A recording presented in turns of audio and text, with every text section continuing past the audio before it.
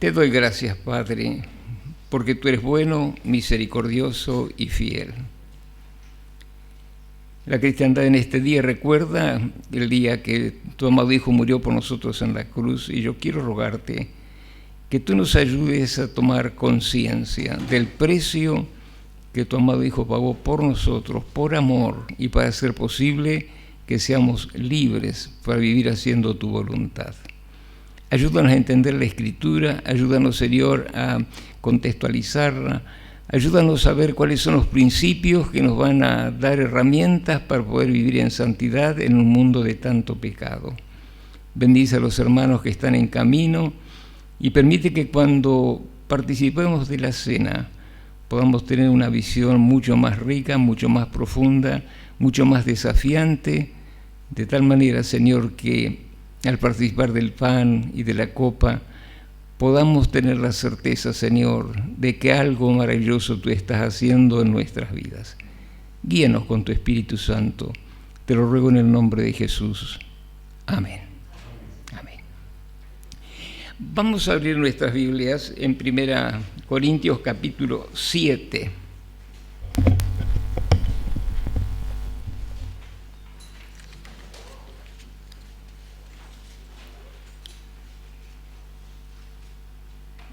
El apóstol Pablo comienza este capítulo diciendo lo siguiente, o escribiendo lo siguiente: paso ahora a los asuntos que me plantearon por escrito.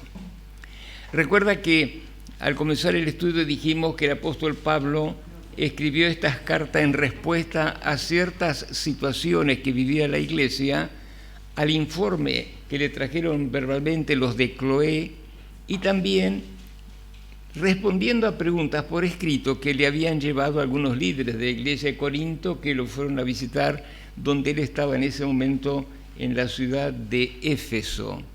Entonces, a partir de este capítulo, el apóstol Pablo comienza a responder esas preguntas, y él sigue diciendo: es mejor no tener relaciones sexuales, pero en vista de tanta inmoralidad, cada hombre debe tener su propia esposa y cada mujer su propio esposo.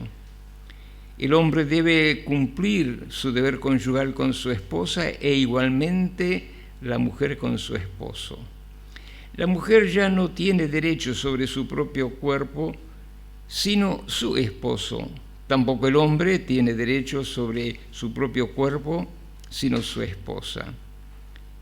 No se nieguen el uno al otro, a no ser de común acuerdo y solo por un tiempo, para dedicarse a la oración.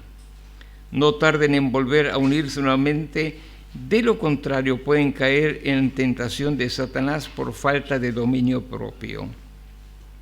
Ahora bien, esto lo digo como una concesión y no como una orden.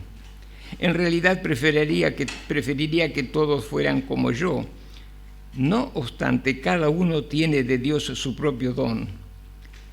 Este posee uno, aquel otro. A los solteros y a las viudas les digo que sería mejor que se quedasen como yo. Pero si no pueden dominarse, que se casen, porque es preferible casarse que quemarse de pasión. Cuando leemos este pasaje, sin duda que surgen unas cuantas preguntas y algunas cuantas inquietudes. ¿Por qué los cristianos de Corinto preguntaban al apóstol Pablo si era correcto que los esposos tuviesen relaciones matrimoniales, relaciones sexuales, y si era correcto que permanecieran juntos como esposos?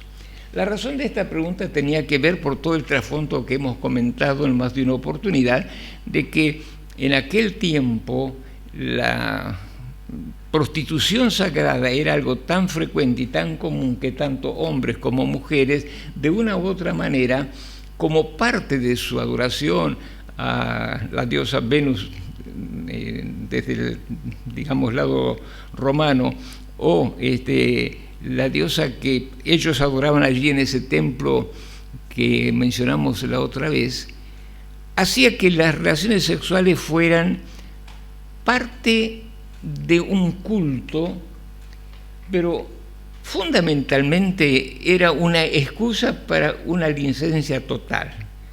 Quiere decir que cualquiera podía tener relaciones sexuales con cualquier mujer dentro del círculo de esas 1000 sacerdotisas, y cualquier mujer podía llegar a ser sacerdotisa, lo que llevaba a que la inmoralidad sexual fuese una cosa común, normal y hasta justificada por la religión.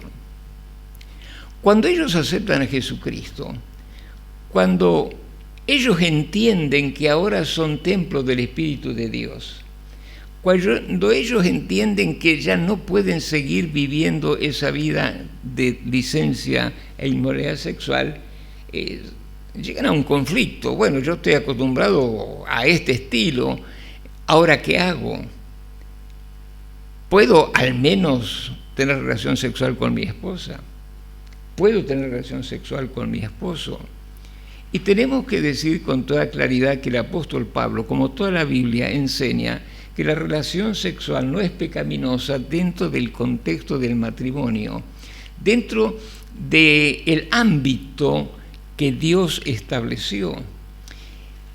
Y es muy importante que entendamos que cuando Dios creó a los seres humanos, hizo primero al hombre como parte de un proyecto divino, no porque el hombre fuera más posteriormente que la mujer, sino porque cuando uno parte de un proyecto tiene que partir de un punto, y bueno, el punto en relación a la humanidad era crear al hombre a su imagen y semejanza, que en Génesis 1:26 el autor dice que Dios creó varón y hembra. Quiere decir que la terminología del capítulo 1 es como que no había, aunque había una diferencia de tiempo, no había una diferencia de proyecto divino. En el capítulo 2, donde Dios amplía a través de Moisés detalles, habla de la creación del hombre.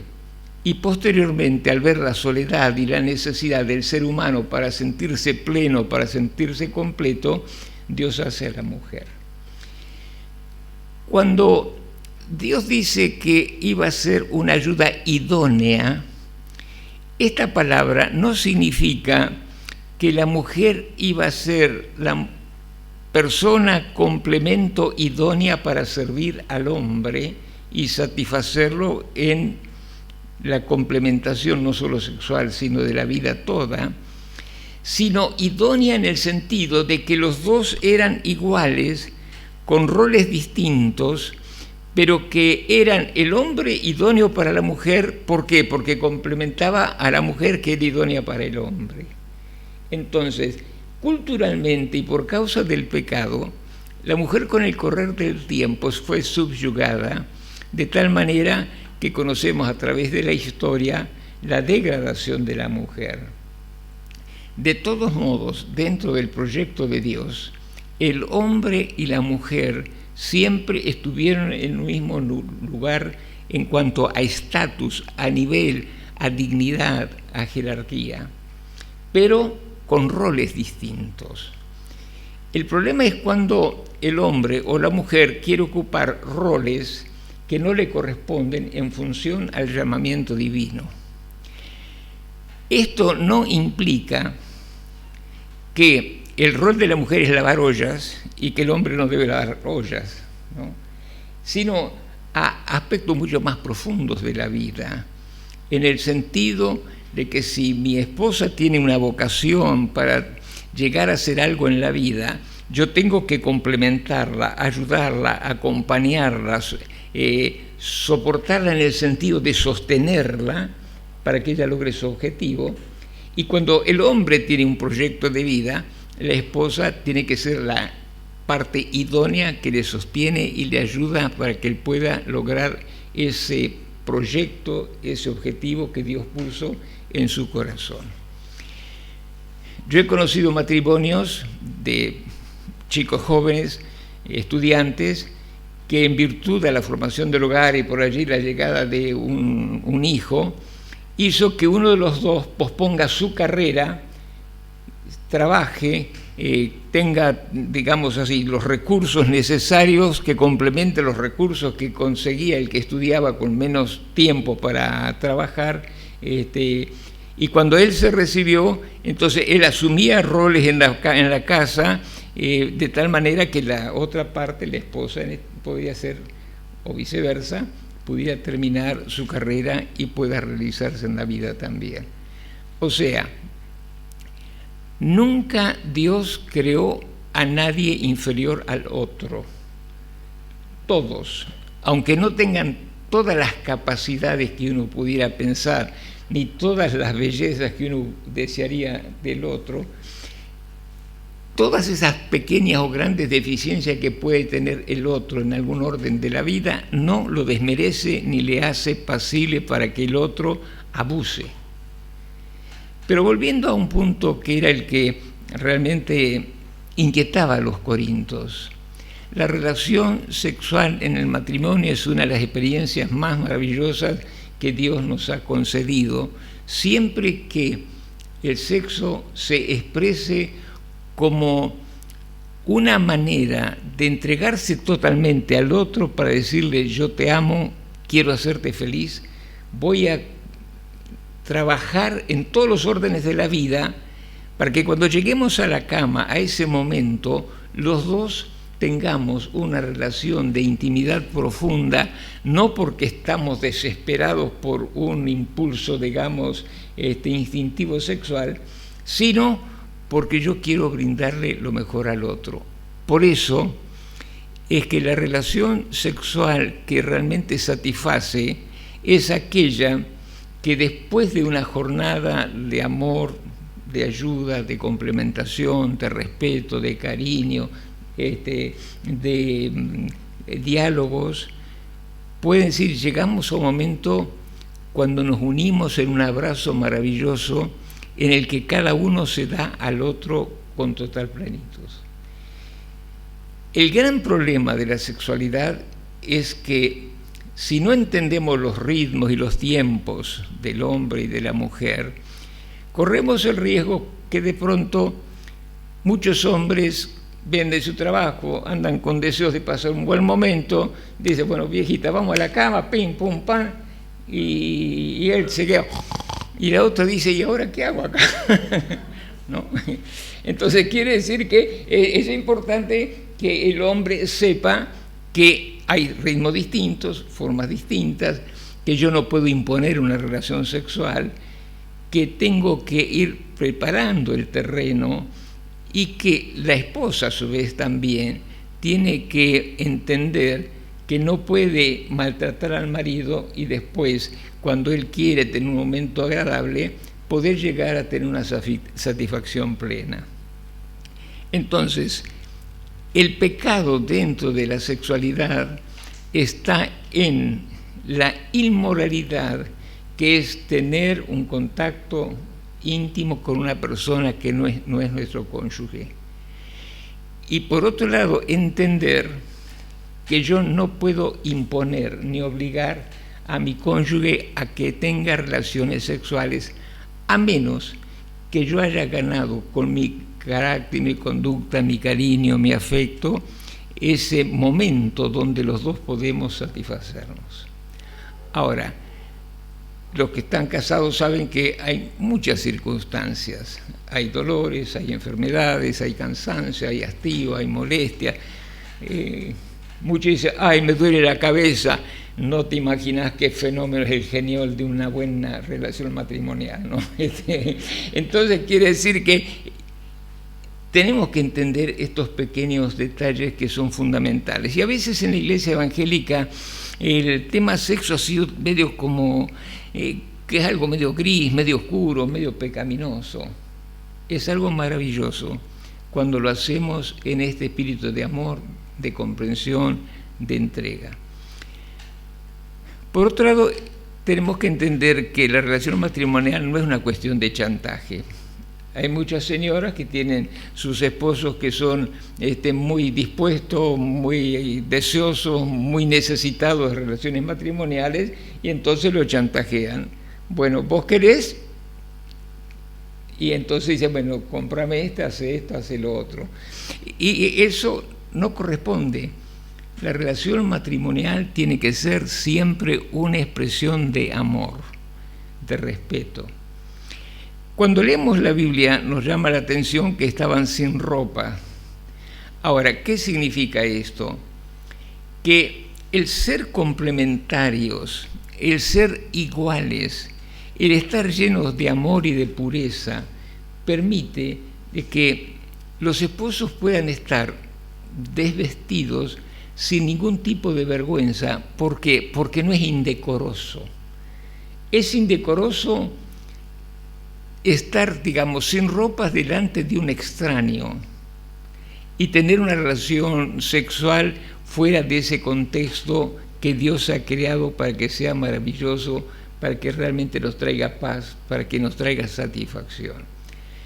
Hay mujeres que en su vida han disfrutado de un orgasmo, a veces porque el hombre no sabe dónde están las teclas que tiene que tocar, otras veces porque la esposa no permite que el esposo use todo el piano, todas las teclas, y como resultado la melodía no siempre sale tan armoniosa. Entonces, cuán importante es el hecho de que se conversen estas cosas como esposos, porque hay prejuicios, tanto hombres como mujeres llegan al matrimonio a veces con preconceptos que condicionan su relación matrimonial.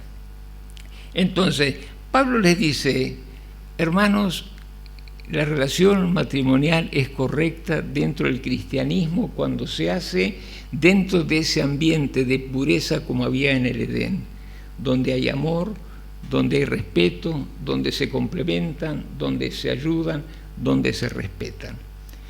Y cuando uno tiene este amor por el cónyuge, va a tener la sabiduría de la comprensión, ¿no? Y hay momentos de que uno comprende que el esposo está muy cansado, que la esposa tiene ciertas dificultades, y allí, a veces más que una relación matrimonial, lo que necesitan es conversar, es orar. Y aquí entra un elemento que no sé si muchos lo enseñan, y es orar. Cuán importante es orar a veces antes de tener una relación matrimonial. Porque aquello que, bueno, en mi caso tuve más de 50 años casado con Estercita, y en más de una oportunidad, bueno, oramos, Señor, queremos pasar un lindo momento, danos esta experiencia y esta oportunidad. Dios nos bendice. Y también cuando uno ha tenido un lindo momento, uno puede tener y decir, Señor, gracias, qué lindo hemos pasado, ¿no? Ahora, algunos dicen, pero, Rogelio, ¿usted cree que yo voy a pensar en orar justo cuando, bueno, bueno, no quiere decir que se bajen de la cama, que se arrodillen, se pongan a orar, pero entiendan, ¿no? Dios también está presente en nuestras relaciones matrimoniales. Entonces, ¿cuánto bien hace una relación matrimonial en amor? No todas son de 10 puntos. A veces, si hay chico, por ahí hay interrupciones. Hay muchas cositas que hacen que en vez de 10 sean 8, sean 6. Bueno, lo importante es que cada uno contribuya con cariño, con amor, con palabras gratas, para que el otro se sienta valorado y se sienta feliz también. Y esto nos hace ver, al menos en lo que he experimentado y he visto, cuando un matrimonio tiene buenas relaciones matrimoniales, muchas cosas se resuelven, porque el que está satisfecho sexualmente, no digo la parte animal, por llamarla de alguna manera, sino la plenitud de la vida, de la relación del matrimonio, uno es mucho más tolerante. Cuando hay una esposa frustrada o un hombre frustrado, a veces hay más ira, más enojo, más intolerancia, menos disposición a perdonar, menos disposición para colaborar. Por eso es muy importante que nosotros entendamos que el sexo no solo es para tener hijos, el sexo fue dado para que lleguemos a la intimidad más profunda de dos personas que son dos piezas de un rompecabezas que se unen en todos los ámbitos de la vida, pero esa es la unión más profunda, más íntima, porque dos se funden en uno solo. Y cuando Dios lo dispone, o la pareja lo resuelve y lo planifica, a veces por accidente, llegan los hijos que son el fruto de esa experiencia y de ese amor también. Entonces, Pablo les dice, es importante que tengan buenas relaciones matrimoniales, pero dice también por momentos que él preferiría que algunas personas no se casaran, no disfrutaran del matrimonio, y la razón por la cual los dice o escribe es por la circunstancia que vivían y por lo que el apóstol Pablo consideraba que se avecinaban, que eran persecuciones y momentos de mucho conflicto y de mucha dificultad. Entonces, ¿es correcto casarse? Sí. ¿Por qué Pablo dice, por ejemplo, que él preferiría que la gente se quede como él? Y acá surge también una pregunta. ¿Qué quería decir el apóstol Pablo? Yo preferiría que no se casen y que permanezcan como yo. Personalmente creo que es posible que Pablo haya sido viudo, porque la manera como él escribe aquí y en otros pasajes relacionados con el matrimonio nos habla de alguien que tiene experiencia en lo que es un matrimonio, por lo cual es muy posible que él sea en ese momento viudo. Otros creen que él era separado, o sea que su esposa, cuando él se convirtió, lo abandonó, pero no hay ninguna base para pensar esto.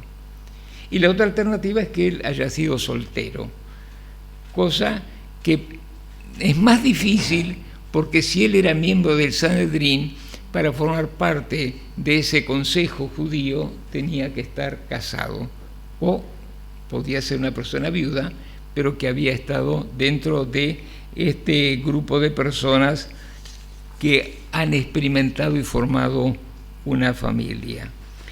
Por eso Pablo dice en esta carta que sigan su ejemplo, ¿no? ¿Cuál era el ejemplo? Bueno, si estás soltero, quédate soltero. ¿Estás viudo? Quédate viudo. ¿Por qué? Porque las circunstancias que se avecinan son muy complejas y difíciles. No sé si tienen alguna pregunta que quisieran hacer sobre este tema.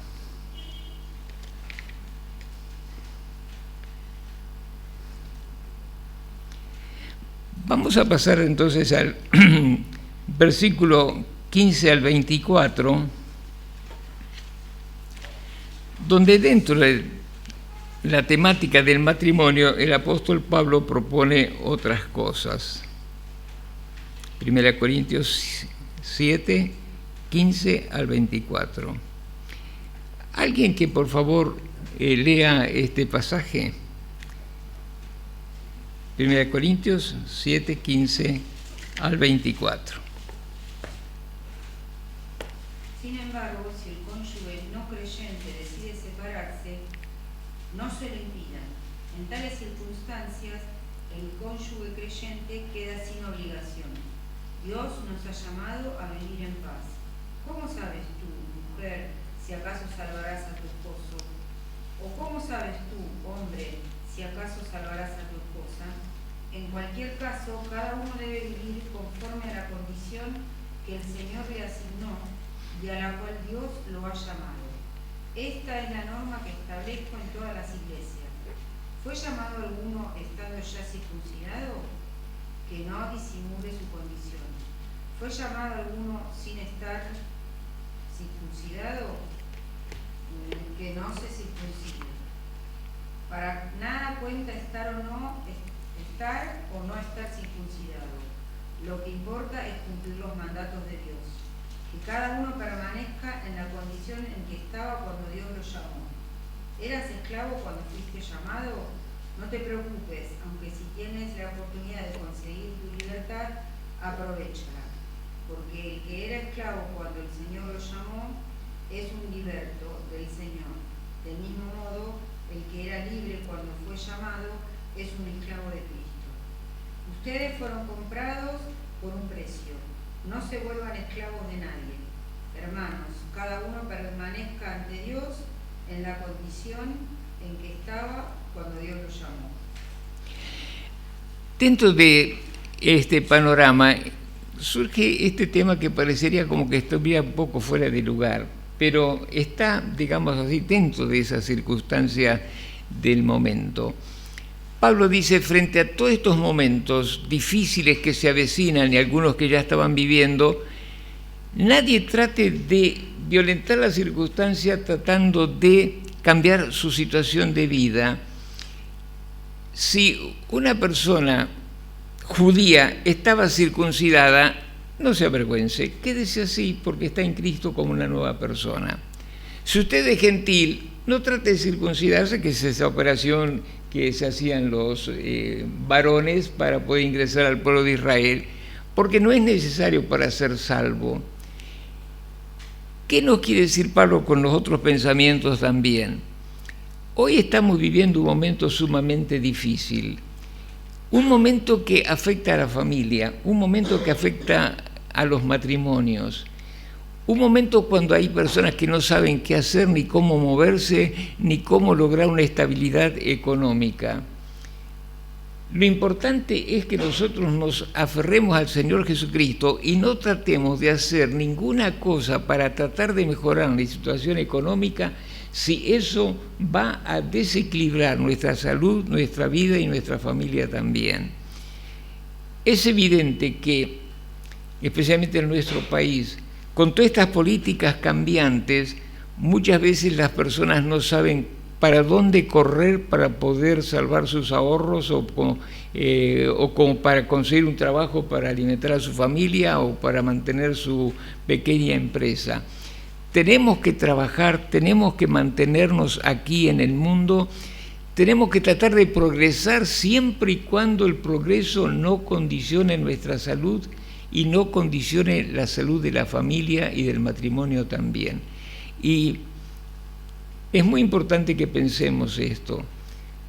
Muchas familias se han destruido, no solo porque hay una situación crítica y caótica en el mundo, en lo económico, en lo social, sino porque a veces la sociedad quiere empujarnos para que cada día vayamos subiendo un escalón más. Y no nos damos cuenta que a veces tratar de subir ciertos escalones nos llevan a descuidar a veces el matrimonio, a veces la relación con los hijos. Y cuando queremos acordar, logramos cosas, pero perdimos lo más importante, la relación matrimonial, la relación con los hijos, y como resultado nos encontramos en una familia como extraños, con un montón de cosas, pero sin lo más importante, el amor del cónyuge, la convivencia feliz con el cónyuge, la relación con los hijos, el poder ver que nuestros hijos están caminando por un sendero que realmente engrandece a Dios. Hoy es muy difícil vivir como familia, especialmente, y lo mencionamos el otro día, aquellos que tienen hijos chicos, ¿no? Esta ley de género, esta ideología de género, la educación sexual en los colegios, está trayendo dificultades muy grandes porque los chicos comienzan a confundirse quién soy realmente yo. Y los padres van a tener que tratar de proveerles alimentos, pero hoy por hoy algo fundamental que los padres tienen que proveer a sus hijos es contención, compañía, y vivir en una forma muy definida. Nuestros hijos tienen que ver que papá es papá y mamá es mamá. Digan lo que digan los demás, yo sé quién es mi papá, yo sé quién es mi mamá, yo sé cuál es su rol, yo sé cuáles son sus límites y yo sé que eso es lo que nos hace felices a nosotros. Entonces, Pablo nos exhorta frente a toda la dificultad que viene, no permitan bajo ningún punto de vista que la familia se destruya por tener algo más que llega o no es esencial para nuestra vida. Y esto desemboca en el otro tema, que es el divorcio, ¿no? ¿Es correcto que un cristiano se divorcie? Ahora, todos los que conocemos el Evangelio de siempre, la respuesta es obvia. La primera respuesta es no, no es correcto. Dios no quiere que un matrimonio que se ha formado en Él se disuelva y se destruya. Sin embargo, cuando le preguntaron al Señor Jesucristo en Mateo según el tema del divorcio, entonces el Señor dijo que Dios creó el matrimonio en forma indisoluble, pero por la dureza del corazón Dios autorizó que se estableciera la carta de divorcio como un documento que legalizaba la ruptura de un matrimonio, fundamentalmente protegiendo a la mujer, que en aquel tiempo tenía muy pocos derechos. Quiere decir que una mujer que era divorciada a veces quedaba a la merced de la sociedad y muchas veces tenía que caer en la prostitución porque no tenía con qué sostenerse, cómo sobrevivir. Ahora, ¿divorciarse es pecado? Bueno, no. Uno puede decir, pero esto es una contradicción. En ninguna lista de pecados se menciona que el divorcio es un pecado, pero se mencionan las cosas que motivan el divorcio. O sea, el divorcio es la consecuencia de un montón de acciones y de conductas y comportamiento que traen como resultado que un matrimonio se separe. Entonces, tanto en la antigüedad como en nuestros días, nosotros nos damos cuenta que el matrimonio ha ido perdiendo valor aún dentro de las iglesias cristianas evangélicas. Por eso es muy importante que las iglesias enseñemos qué es el matrimonio, y cuando una parejita comienza a estar de novio, tiene la iglesia a través de sus consejeros, si los padres no tienen la capacidad de ayudar a sus hijos, porque a veces tampoco los quieren escuchar, de ayudar para aconsejar a los jovencitos, para que lleguen a entender que el matrimonio no es lo que la sociedad presenta.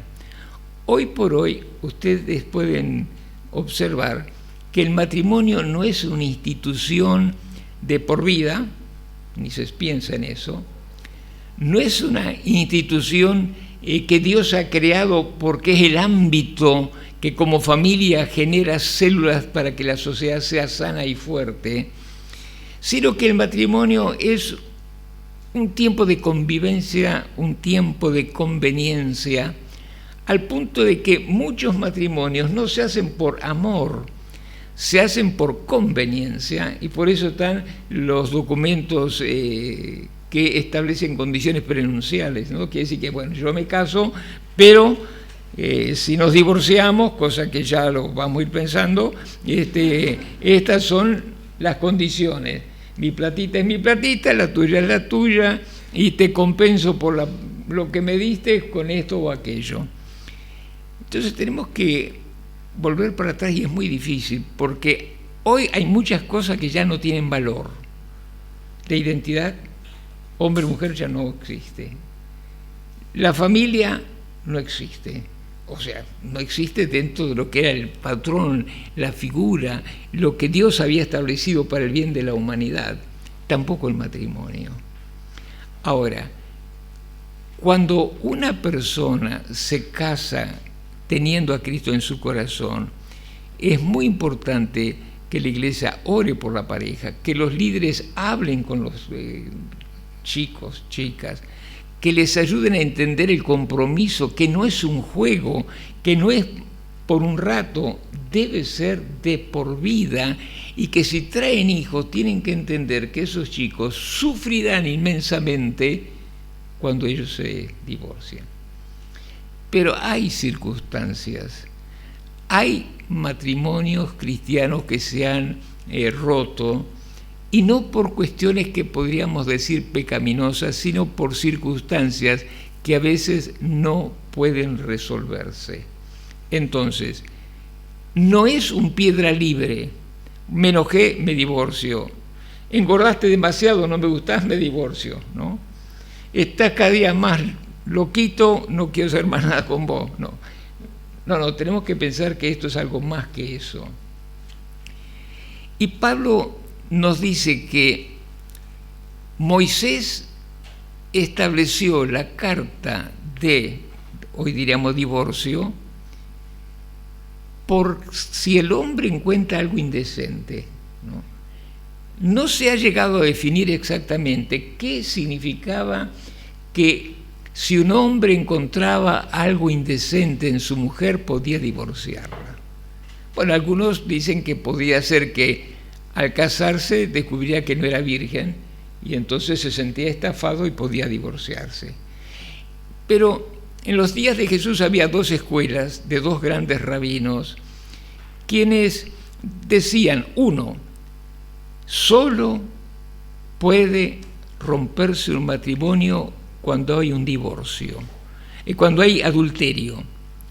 ¿Por qué? Porque el adulterio rompe esa unidad espiritual, física, emocional que Dios creó. Entonces, si un cónyuge adultera, ese adulterio rompe la esencia del matrimonio.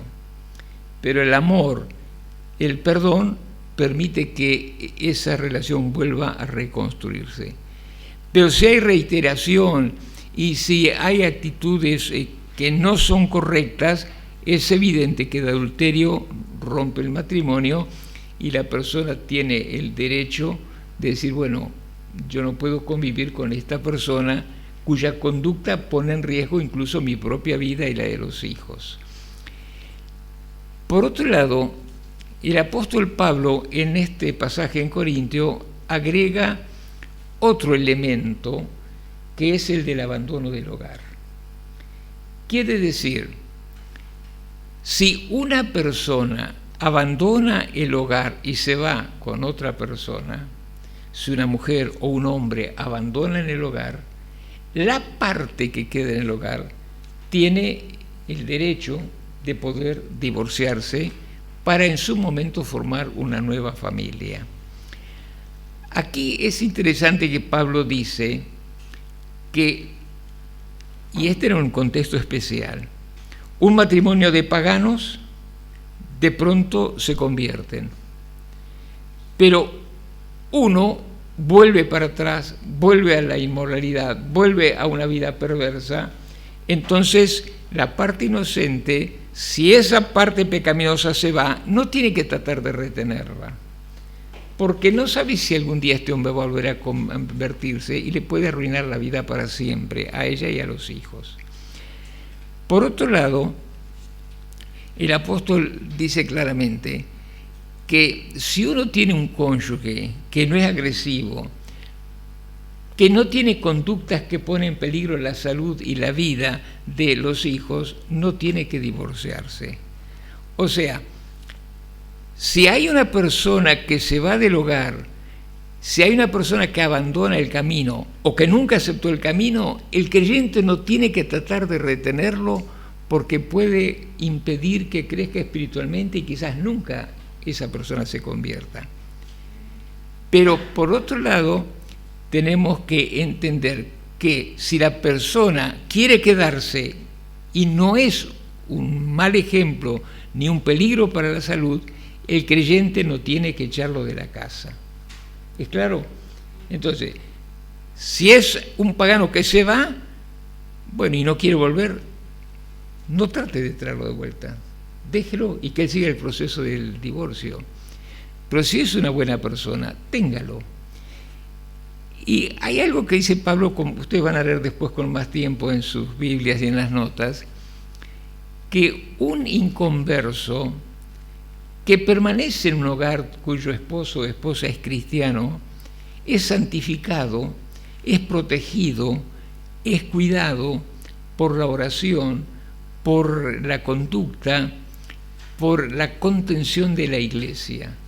O sea, todo no creyente que permanece en el hogar de una persona cristiana verdadera está con mayor posibilidad de convertirse si la parte cristiana es un ejemplo de vida. Y por otro lado están los hijos. Los hijos que permanecen en un hogar mixto, por decir así, son santificados, y esta palabra significa son separados, son cuidados, son protegidos, y tienen la posibilidad de estos hijos de convertirse y de revertir la inconducta o el no aceptar a Cristo del papá o mamá no creyente. ¿Recuerdan ustedes algún personaje bíblico cuya mamá y abuela eran cristianas y el papá era pagano? Timoteo, ¿no? Timoteo llegó a ser lo que fue, ¿por qué? Porque la mamá no se divorció de ese pagano con el que se había casado, pero ella y su mamá, abuela de Timoteo, le dieron un ejemplo. Por otro lado, es interesante que si bien es cierto había elementos culturales que la línea de sangre va por la mamá y no por el padre, quiere decir que el papá griego permitió que su esposa y su suegra educaran a Timoteo en la ley, en la fe judía, y posteriormente aceptar a Jesucristo. Para cerrar el tema, divorciarse no es un pecado, pero siempre trae lastimaduras, heridas muy grandes, y uno nunca debe casarse pensando en que, bueno, si me va más o menos me divorcio. Nunca el divorcio es una solución, salvo situaciones extremas. Y cuando se produce una ruptura, el apóstol Pablo dice, bueno, tanto la viuda, y generalmente habla de la mujer porque es la parte, digamos, más desfavorecida de la sociedad de aquel tiempo, ¿no? Entonces dice, bueno, si una mujer es divorciada o queda viuda, no se case, quédese como está. Pero si resuelve casarse, que sea en el Señor y con un cristiano. Y este es otro elemento importante. Hay personas que dicen, bueno, el que se divorció tiene que quedarse así. Pero si la persona no tiene la capacidad de vivir absteniéndose de la relación matrimonial, antes que vivir pecando permanentemente, debe pedir que Dios le conceda un cónyuge cristiano que sea fiel, que tenga las características que le permita armar una nueva familia, pero en el Señor Jesucristo. Y esto va también para los solteros, para los divorciados y para los viudos. Cuando uno es cristiano, no debe casarse con un inconverso pensando que después lo va a convertir, porque nadie sabe el corazón del hombre, por lo cual es riesgoso casarse con un no creyente, y es preferible permanecer como está, soltero, viudo o divorciado. ¿Es claro el concepto? ¿No? Entonces, todos tenemos problemas en el matrimonio, salud, momentos de crisis por tantas circunstancias, todos tenemos momentos duros, pero si hay amor, si hay unidad, si hay una relación matrimonial sana, si hay respeto, si hay paciencia, si hay complementación, si hay oración, las circunstancias más duras y más difíciles se pueden sobrellevar, se pueden, digamos así, superar con la gracia de Dios. Y cuando pasan esas pruebas, cuando pasan esas dificultades, el matrimonio se afianza mucho más. Y sí, la relación matrimonial pre-crisis era hermosa con la gracia de Dios, tenemos que seguir cultivándola, enriqueciéndola, porque eso nos va a traer un tiempo muy feliz hasta que uno es anciano, hasta que es mayor, ¿no? Entonces, si uno se ha divorciado y ha vuelto a casar en Cristo, no se sienta culpable, y si ha habido algo de responsabilidad en el divorcio y tiene algún sentido medio de culpa, bueno, la sangre de Jesucristo nos limpia de todo pecado. uno debe pedir, Señor, me equivoqué en un momento, hice daño, yo quiero tener paz, la paz de tu perdón. Y no volver para atrás, siempre proyectarse para adelante en esta nueva etapa que Dios nos concede en su bondad. En definitiva, el matrimonio es un invento de Dios. El hombre lo está destruyendo a un punto que al perderse la identidad hombre o mujer, ya uno no sabe qué es un matrimonio. Por eso la Iglesia tiene que a toda costa mantener los valores y los principios escriturales. Un matrimonio es un hombre y una mujer que, maduros emocional y espiritualmente y socialmente también, resuelven unir su vida en un proyecto de vida para siempre, donde los hijos son tesoros que tienen que cuidarse y que necesitan hoy más que nunca del ejemplo de sus padres. Y si por alguna eventualidad alguien sufrió un divorcio, ha vuelto a formar su hogar en Cristo, no mire para atrás, mire hacia adelante, mire los hijos que tiene del otro matrimonio o del presente y cultívelos y ayúdeles a entender de que Dios ha hecho la familia como algo maravilloso, pero que estamos tan bombardeados por tantas cosas que lo que necesitamos es comprensión, es amor, es complementación, es aceptación del otro, que no siempre es como queremos totalmente, pero alguien diría, es lo que hay, pero no es así el asunto, es lo que Dios nos dio. Y si yo acepto eso y trabajo, ¿no?, me voy a dar cuenta que podemos sacar a flote nuestro matrimonio y podemos hacer muchas cosas maravillosas. Dios es soberano y Dios les va a bendecir. A los solteros, para que en su momento tengan la gracia de encontrar, si tienen la vocación de tener familia, de encontrar a alguien en Cristo.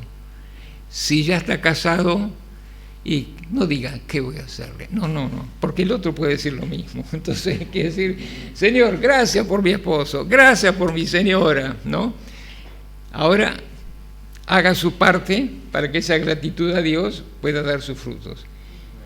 Y si tiene hijos, yo creo que como nunca, padres, aunque es difícil porque los chicos no quieren escuchar a los padres, no quieren a veces acercarse para recibir una orientación, cuán necesario es que se gasten el respeto y el cariño de sus hijos. Porque hoy la escuela los deforma, la sociedad los deforma, las políticas los deforman y necesitamos matrimonios sólidos donde se lea la Biblia, donde se ora. Recuerdan que clases atrás yo mencioné de ese chiquitín que había invitado a su compañerito. Recuerdan que el padre le dijo que tenía que dar testimonio de su fe, ¿no?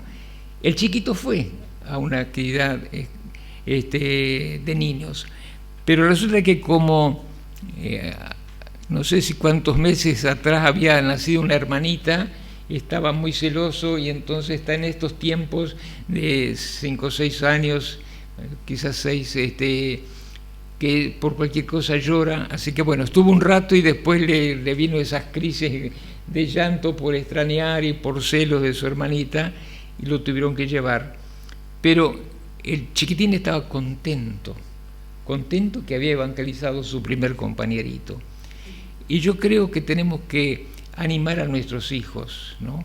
Y también pienso que como iglesia tenemos que comenzar a pensar más en actividades para los chicos, no para sacarlos de la sociedad.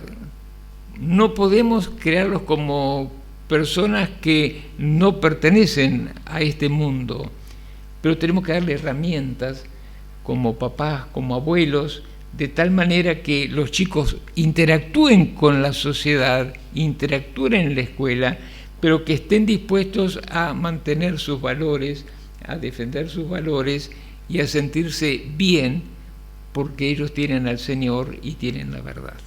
No es fácil, cada vez va a ser peor.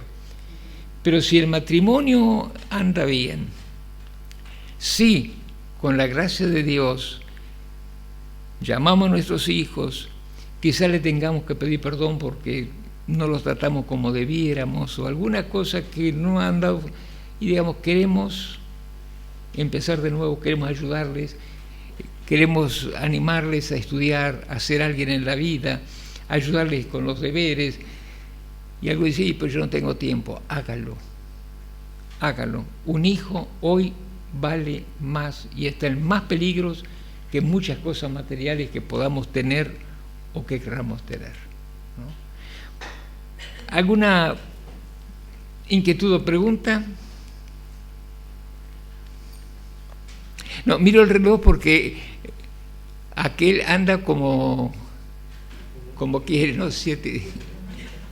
Ah, no, lo corrigieron, anda bien, parece, ¿no? Sí. ¿Alguien lo corrigió? Prolongamos la vida. Bueno, muy bien, no, porque estaba perdido, ¿no? Así que bueno, ahora ya puedo guiarme y manejar los tiempos entonces. Pero quisiera... Sí. Tengo una duda. Sí.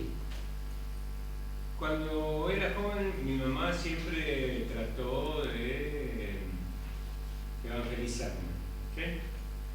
Ahora, cuando yo salí a buscar novia, o no salí, salí a buscar una chica, Sí. no novia,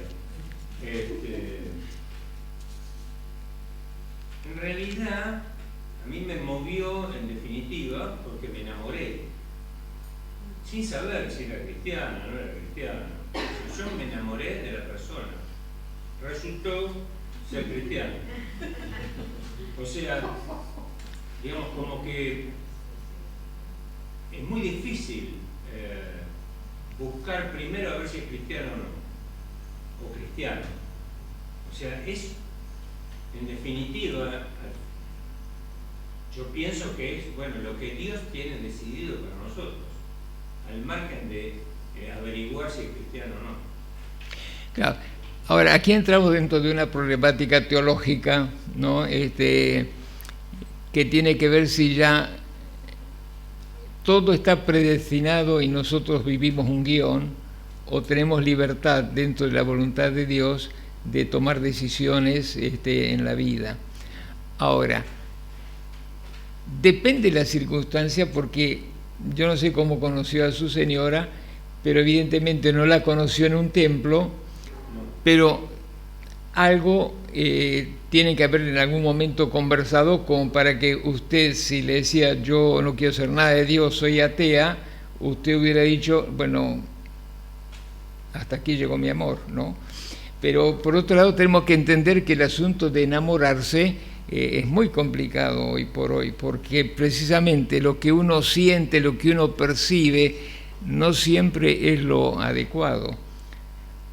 En su caso, es evidente que Dios le dio criterios como para acercarse a una chica que tenía, perdón lo que voy a decir, no era una loquita que dijo, qué linda loquita esta, no, evidentemente que había algo que no era, digamos así, alguna cualidad que la desmereciera. Entonces, también está el tema del discernimiento. ¿Cuánto tiempo después usted se enteró que era cristiana?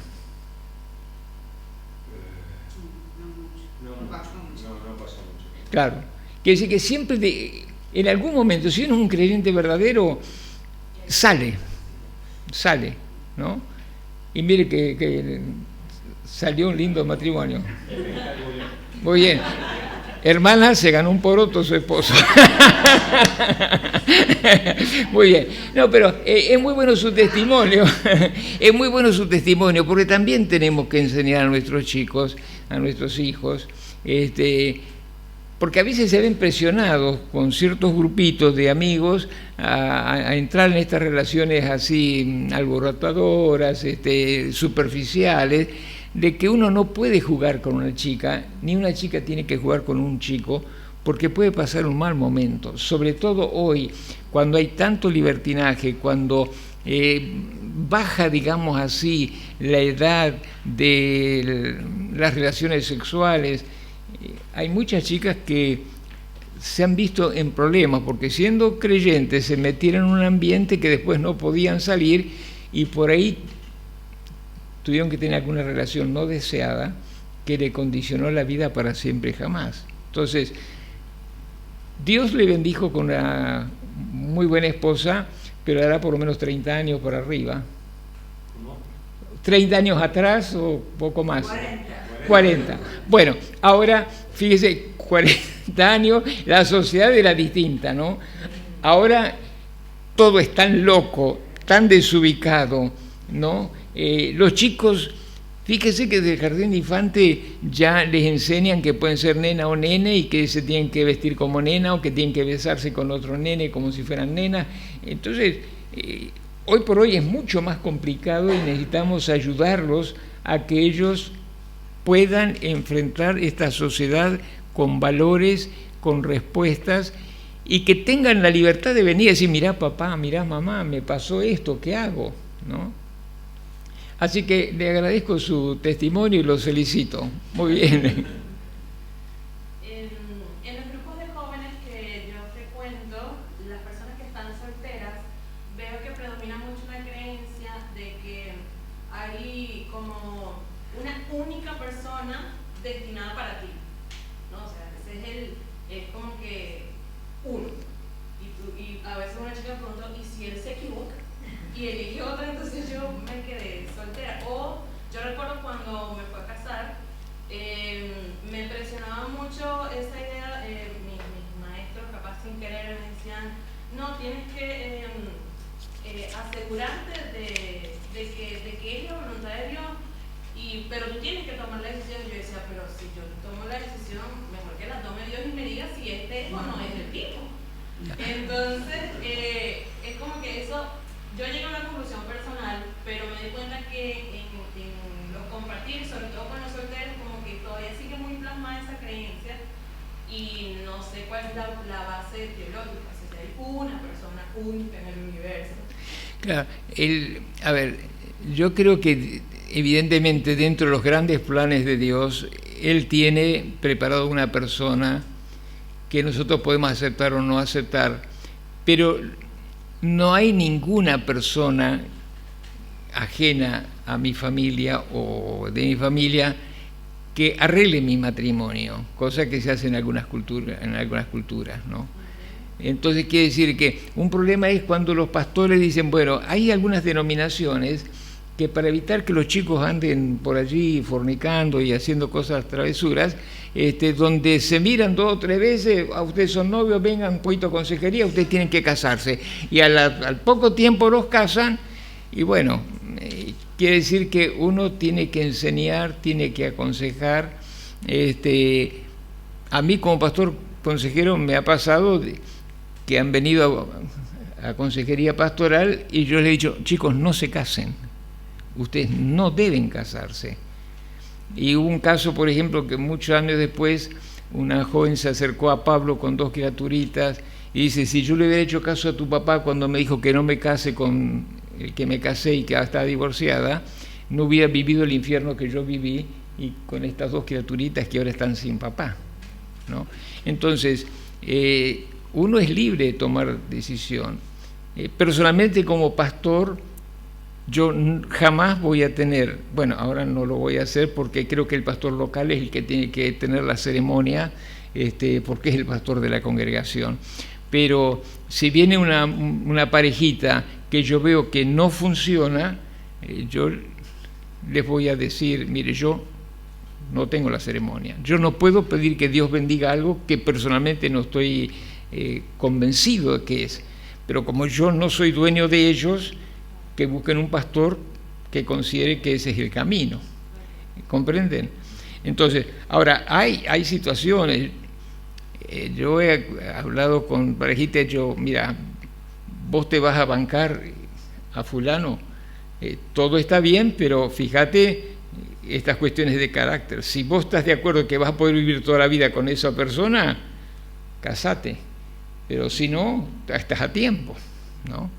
Entonces, es una gran responsabilidad, pero por eso yo creo que como papá, mucho parte de lo que es la familia, y cada vez más difícil tener diálogo, y cada vez más difícil por esta sociedad poder comunicarse con los chicos, por eso hay que ganarse su confianza y su respeto.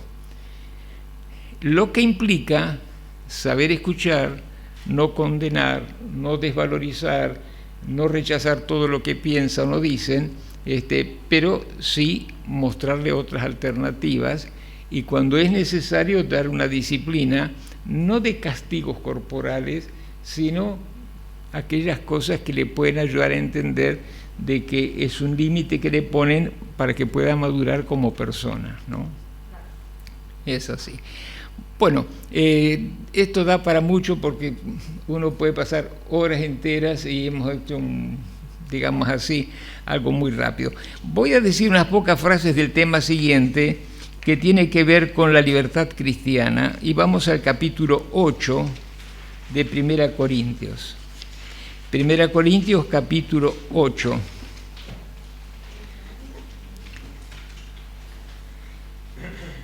En cuanto a lo sacrificado a los ídolos, es cierto que todos tenemos conocimiento. El conocimiento envanece, mientras que el amor edifica. El que cree que sabe algo todavía no sabe cómo debiera saber, pero el que ama a Dios es conocido por Él. De modo que, en cuanto a comer a lo sacrificado a los ídolos, sabemos que un ídolo no es absolutamente nada y que hay un solo Dios. Pues aunque haya los así llamados dioses, ya sea en el cielo o en la tierra, y por cierto que hay muchos dioses y muchos señores, para nosotros solo hay un solo Dios, el Padre de quien todo provee y para el cual vivimos, y no hay más que un solo Señor, es decir, Jesucristo, por quien todo existe y por medio del cual vivimos. Y luego sigue mencionando la temática que ustedes podrán profundizar en su hogar. La otra gran inquietud que tenían los corintios, que no es nuestro problema, pero que trae principios de vida, es qué hacer con lo sacrificado a los ídolos. Casi todas las carnicerías en Corinto y en muchas ciudades paganas, las carnes eran de animales ofrecidas a los ídolos. ¿Qué significa esto? Yo tenía una oveja, la llevaba al templo a uno de los dioses y decía, bueno, yo vengo a traer esta ofrenda, parecido a lo que hacía el pueblo de Israel, ¿no? Entonces, el sacerdote sacrificaba la oveja, se quedaba con una parte como ofrenda y el resto se la llevaba a la persona. ¿Qué hacían muchos? Si la familia era chica, se quedaba por ahí con un cuarto y el resto lo vendía a la carnicería. Quedaba bien con los con el sacerdote, quedaba bien con su familia, que le daba un buen asadito, y quedaba bien con el bolsillo porque recuperaba algunos pesitos, ¿no? Entonces, la idea era que los ídolos estaban, digamos así, empoderados por demonios. Y si una persona ofrecía carne a los ídolos, esa carne quedaba endemoniada, por lo cual las personas la comían sin ningún problema porque era parte, digamos, de su cultura, de su conocimiento y de su religión también. Cuando uno de ellos se convertía, decía, bueno, pero ahora ¿qué hago? Porque yo no quiero saber nada con los ídolos, yo no quiero comer más carne ofrecida a los ídolos, yo no quiero tener nada que ver con los demonios. Por lo cual la preocupación era, ¿y ahora qué hago?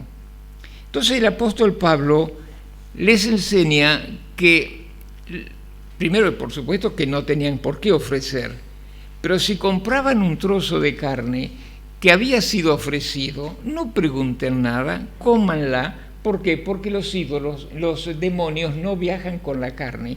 O sea, ustedes vieron que en muchas iglesias evangélicas se enseña, no toques esto porque fue dado a los demonios. Los demonios no andan en amuletos, los demonios no andan en carnes, los demonios no andan en ropas, aunque sí, cuando tenemos prejuicios y temores, nosotros abrimos emocionalmente nuestras vidas para que el temor nos condicione. Entonces, cuando un pagano se convertía, y dejaba todo eso y era de pronto invitada a la casa de un pagano que ya tenía años de convertido y le decía, vení a comer, mira este asadito riquísimo, lo compré en la carnicería de tal que lo trajo del templo de tal lugar. La procesión decía, no, ¿cómo? Un cristiano me ofrece carne endemoniada, ¿no? Entonces Pablo dice, no, los demonios no van en la carne, no está en el asado, pero acá la responsabilidad de la libertad cristiana. Yo como cristiano maduro no debo hacer absolutamente nada que pueda ofender o escandalizar a un cristiano nuevo. Por eso Pablo decía, si comer carne va a perturbar a un cristiano, yo nunca voy a comer carne. No porque yo tenga prejuicio o porque tema que un demonio me va a hacer algo, simplemente porque yo no quiero que se escandalice un hermano nuevo.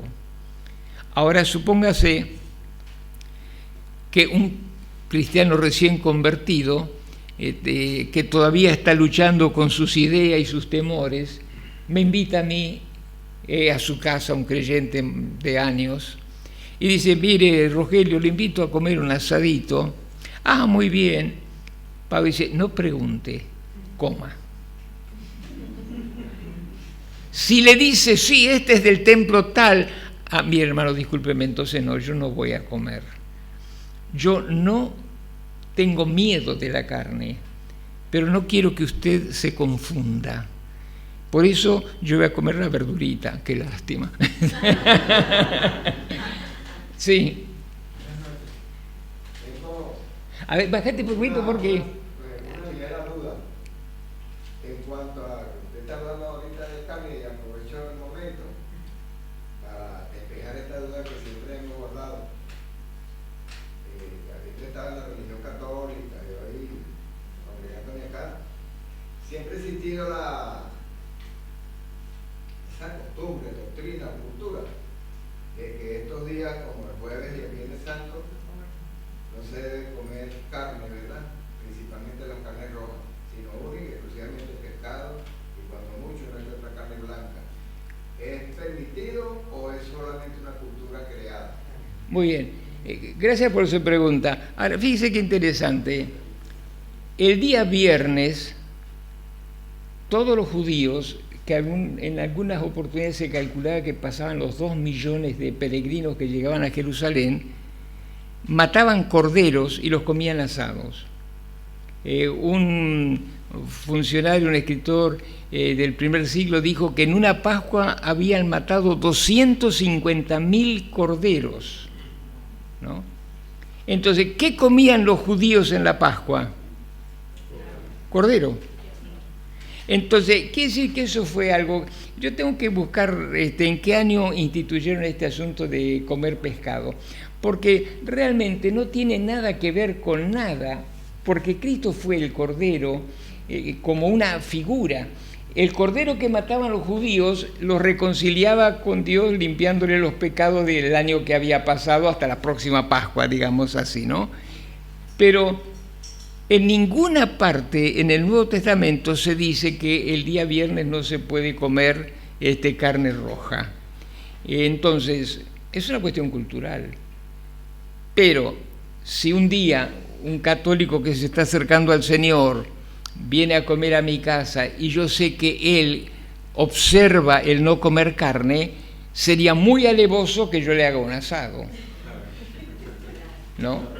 Le haré unos tallarines, aunque sea, pero es importante que este es el principio, ¿no? No hagamos absolutamente nada que pueda perjudicar la conciencia de un inconverso que se está acercando, de un creyente que recién ha aceptado a Jesucristo como su Salvador. Y esto no es una cuestión de hipocresía, porque Pablo llega a decir, yo me hago a lo que es la gente. Si son judíos me comporto como judíos, si son gentiles como gentiles, no en lo moral, no en lo espiritual, no en lo religioso secundario, sino yo no voy a decir o hacer nada que los escandalice y los aleje del Señor y que rompa la comunicación para que yo pueda hablarles de la verdad. Entonces, el que yo asuma una actitud acorde a la conciencia del que está delante mío no implica hipocresía, sino amor. Y me da la oportunidad para que yo pueda explicar a la persona el por qué la gente lo está haciendo o no lo está haciendo y por qué él no tiene que tener temor en su momento de ir incorporando nuevas actitudes y costumbres de acuerdo al Evangelio, ¿no? Entonces, hoy por hoy yo me doy cuenta que muchos cristianos y aún pastores son sumamente imprudentes en cuanto a la manera de comportarse. Usted fíjese que, si bien es cierto, hoy todo ha cambiado, hay iglesias carismáticas, católicas carismáticas que tienen cultos tan movidos como las carismáticas evangélicas o protestantes, pero en general hay muchas personas que, aunque no creen en nada, tienen todo un sentido de respeto por ciertas cosas. Entonces, como cristianos, nosotros tenemos que tener mucho cuidado y darnos cuenta que en este momento y en este tiempo de tanta descomposición en todos los órdenes, los cristianos tenemos que tener mucho respeto y mucha reverencia por lo que hace a el culto, lo que hace a Dios y lo que hace a el tener un comportamiento que agrada a Dios. Hay personas que van al culto en chancletas, que van a la plataforma o levantan la ofrenda y parece que vienen de la calle de jugar un partido de fútbol. No es que esté mal si es lo único que tiene para ponerse, pero resulta que esa persona toda la semana está de traje y corbata detrás de un escritorio como un señor cumpliendo una función determinada. Y hay muchos que están cansados del saco y la corbata. Bueno, ya estoy hablando de la prehistoria, pero quiero decir, ¿no? Como resultado, hay gente que dice, pero ¿cómo? No es que tienen reverencia de Dios, ¿cómo vienen vestidos así? ¿Cómo hacen? Y repito, no es una cuestión de apariencia, es una cuestión de respeto, ¿no? Estoy escuchando, y Susana escuchá el BBN, que están hablando de Apocalipsis, ¿no? Y entonces, una de las cosas que decían es que un famoso predicador habló con un escritor cristiano y este escritor le preguntó, cuando usted llegó al cielo, ¿qué es lo que vio? ¿Qué hizo usted? Y él dijo, yo me puse a alabar a Dios. Bueno, usted realmente no estuvo en el cielo, porque el que realmente se acerca al Señor Jesús cae al suelo por la gloria y el esplendor que tiene el Señor. Entonces, yo creo que hemos perdido mucho del respeto a Dios. Es evidente que no vamos a obligar de que las personas vengan con saco y corbata a la iglesia, aunque hay templos que lo hacen. Yo en unas semanas tengo que ir a predicar en una iglesia donde los pastores y muchos miembros usan saco y corbata. Y bueno, yo iré con mi traje, mi corbata, al fin lo voy a desempolvar, ¿no? Porque en otros lados me han dicho, pastor, no venga con corbata porque aquí eso no existe. No existe. Pero yo creo que tenemos que recuperar la solemnidad. Yo he estado en lugares donde esas pantallas gigantes con luces de todos los colores encandilan el sonido que uno no puede escuchar ni lo que están hablando. Hace muchos años, cuando yo era presidente de Asiera, hace muchos años, fui a un templo muy grande pentecostal de alguien muy conocido en aquel tiempo, muy importante, que hizo cosas muy, muy buenas. Y de pronto en el culto siento que la gente mira y venía un, ¿cómo se llama? ¿Baile carioca? ¿Es eso que se van uno agarrando la cintura del otro? ¿No? ¿Cómo? Bueno, entonces, ¿qué sé? Que en medio de los cantos apareció una fila, así, todos saludando. Pues están locos. ¿No? Entonces, yo creo que tenemos que ser sencillos, pero tenemos que ser respetuosos y tenemos que vivir de tal manera que cuando venga una persona, aunque venga en forma vestida muy simple o muy andrajosa, pueda ver que en nuestra simplicidad hay reverencia, hay temor y hay una actitud correcta para con Dios, ¿no? Bueno, después ustedes lean un poco más y sobre todo este principio que Pablo establece. Como cristianos somos libres, pero mi libertad no me da derecho para que yo haga o participe de cosas legítimas que me pueden esclavizar o que me pueden afectar. Quiere decir que hay muchas cosas que son legítimas, pero, por poner una cosa muy, muy simple, tomar vino es correcto, es legítimo, siempre y cuando uno tenga la medida y sepa que tiene que tomar, ¿no es cierto? Pero hay personas que tienen una propensidad al alcoholismo. Entonces, ¿qué pasa? Si yo he tenido un pasado alcohólico, yo sé que no puedo probar el vino. Es legítimo, es correcto, pero yo no debo hacerlo.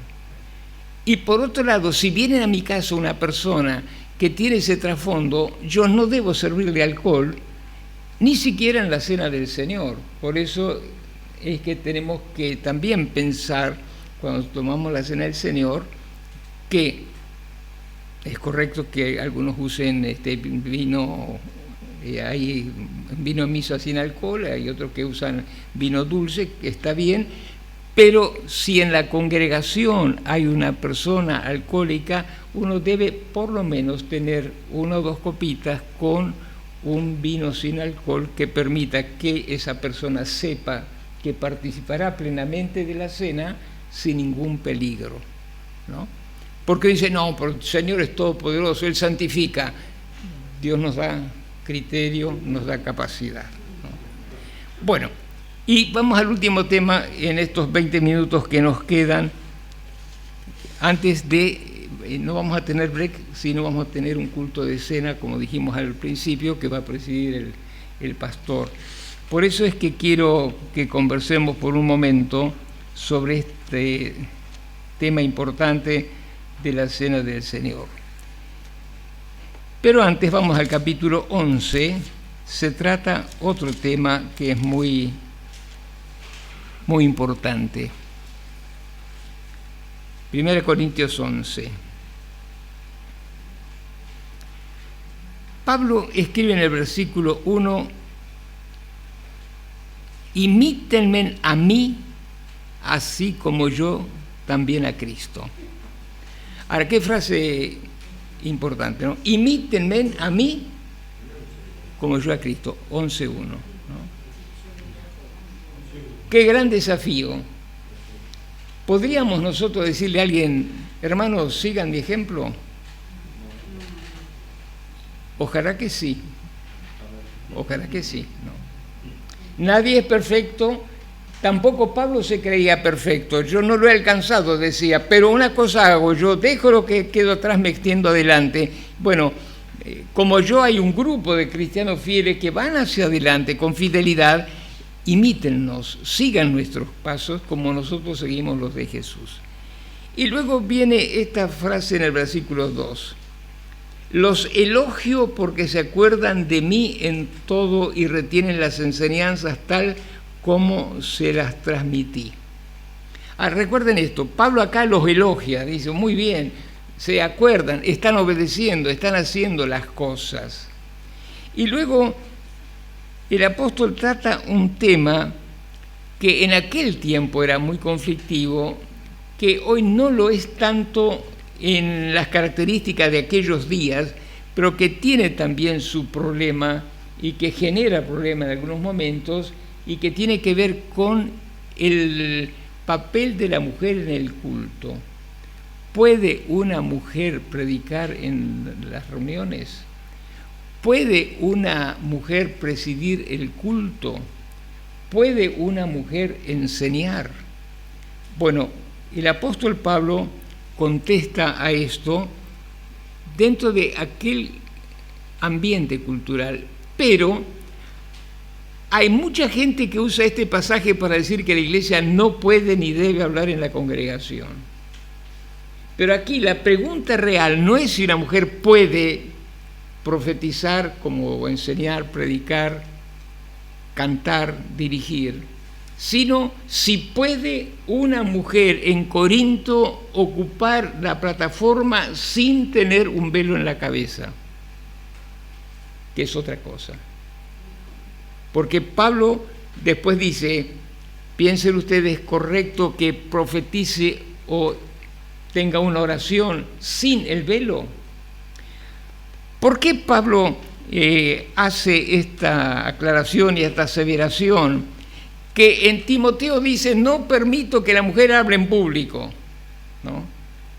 Que era otro contexto, pero que se relaciona también con la participación pública de la mujer en la iglesia.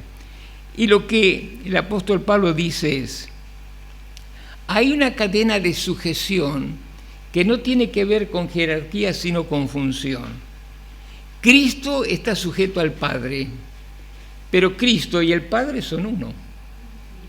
Y luego dice que el hombre está sujeto a Dios, el hombre como cabeza de la familia, funcional, no como manda más. Y la mujer está sujeta a su esposo, no porque es subordinada o esclava, sino porque dentro del equipo trabajan en conjunto, pero alguien tiene que llevar la voz tronante en el sentido de ser el vocero, que se espera que sea el esposo por una cuestión de funcionabilidad. Pero cuando el esposo no tiene el carácter ni la personalidad como para ser el vocero, no está mal que la mujer sea la vocera, siempre y cuando no sea una mandona que, madre mía, que le hace la vida imposible a todo el mundo, ¿no? Entonces, en aquel tiempo, todas las mujeres que practicaban la prostitución sagrada se cortaban el cabello y no usaban velo. Quiere decir que cualquier hombre, en cualquier momento, especialmente cuando bajaban las sacerdotisas al anochecer hacia las ciudades del templo de Afrodita o Venus, el hombre veía a una mujer con el cabello cortado y unos aritos, una cosa, dice, eso es sacerdotisa, puedo acostarme. Cuando esta sacerdotisa dejaba su función o se casaba o se convertía al cristianismo, usaba el velo, que era un atuendo cultural que revelaba que toda mujer casada que respetara a su esposo iba a ir siempre con un velo que a veces también, como en el Oriente, le cubría parte del rostro, para evitar que la confundan y que tengan una relación que no corresponde. Por otro lado, cualquier hombre que veía a su mujer sin velo y que todo el hombre le miraba, vea qué linda, se sentía menoscabado, y si era celoso no le cuento, ¿no? Entonces, el apóstol Pablo dice, la mujer puede hablar en público, la mujer puede profetizar en público, la mujer puede participar del culto, pero siempre y cuando lo haga con el recato, lo haga de tal manera que no menoscabe la autoridad de ninguno y menos de su esposo y de los que están cerca. Ahora, como presidente de una institución evangélica por muchos años,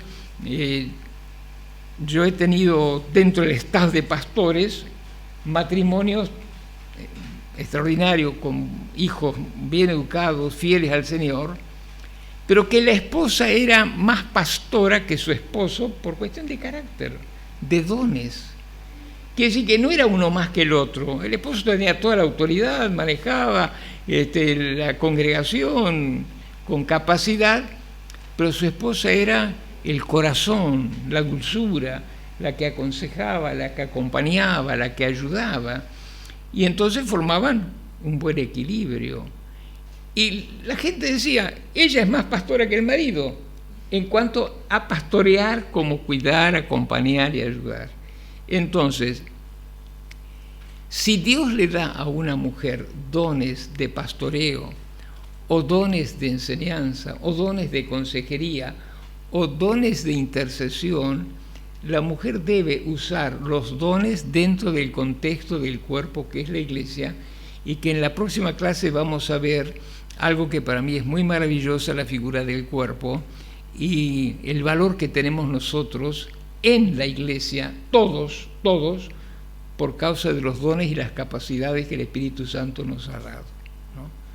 Entonces, ¿cuál es la enseñanza aquí?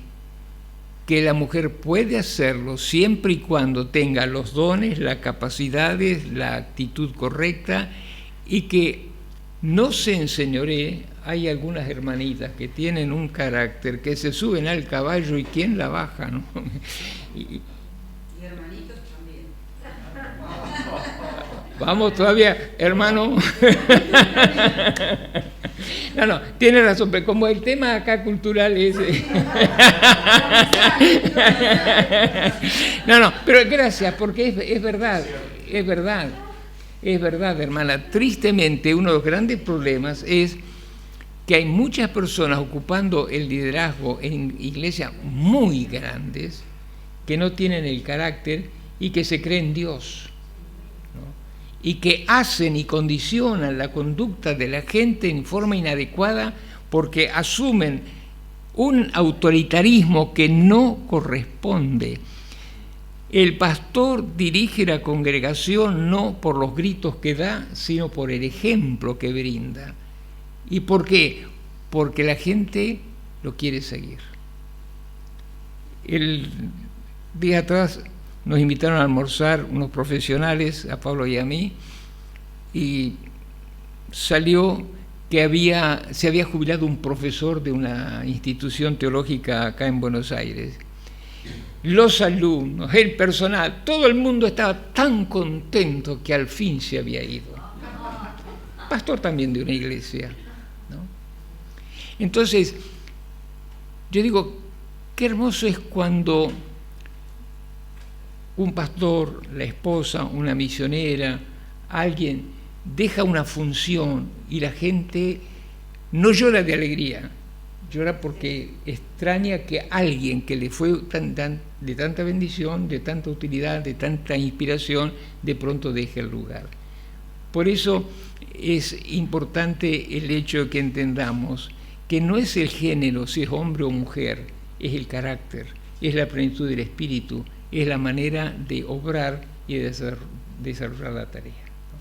Y entonces pasamos rápidamente al tema de la Cena del Señor en estos últimos minutos.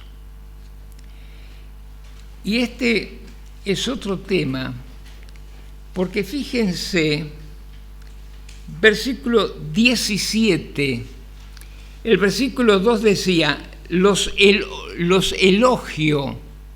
Versículo 17, al darle las siguientes instrucciones, no puedo elogiarlos, ya que sus reuniones traen más perjuicio que beneficio. Al darle las siguientes instrucciones, no puedo elogiarlos, ¿no? Ahora,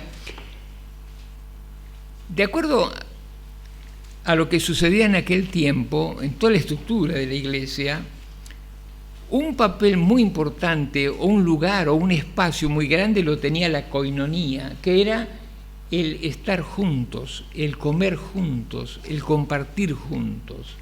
Entonces, la Cena del Señor siempre era presidida por una comida, en la cual, como ustedes pueden leer, todos traían a una mesa común y todos se servían de esa mesa común. Pero lo que a Pablo le indignaba, y dice, yo no puedo aprobar esta conducta, es que muchos se apresuran a ir primero, llevan un montón de comida, un montón de bebidas, y cuando llega el resto de la congregación, resulta que los que tienen plata, los que tienen recursos, los que tienen buenas comidas, los que llevan buenos vinos, están ya allí borrachos, dormitándose después de haber comido en exceso, y la gente humilde, la gente pobre, no tiene que comer, porque tampoco tiene para llevar. O si lleva, es tan escaso que no alcanza a satisfacerlos. Entonces, lo que Pablo enseña que él recibió directamente del Señor, como expresa en esta carta, lo que también les he enseñado, que la noche que el Señor fue entregado, tomó pan y habiendo dado gracias, lo partió y lo dio. Esto es mi cuerpo que por vosotros es partido. Un pan que se rompe. Y luego, cuando el oficiante da la orden, todos participan del pan. Y el pan vuelve a unirse en una acción, ¿no? Entonces, ¿qué nos habla la Cena del Señor? De unidad, amor, fraternidad. Y después de haber cenado, dio la copa y habiendo dado gracias, la repartió. Era un cáliz, una copa.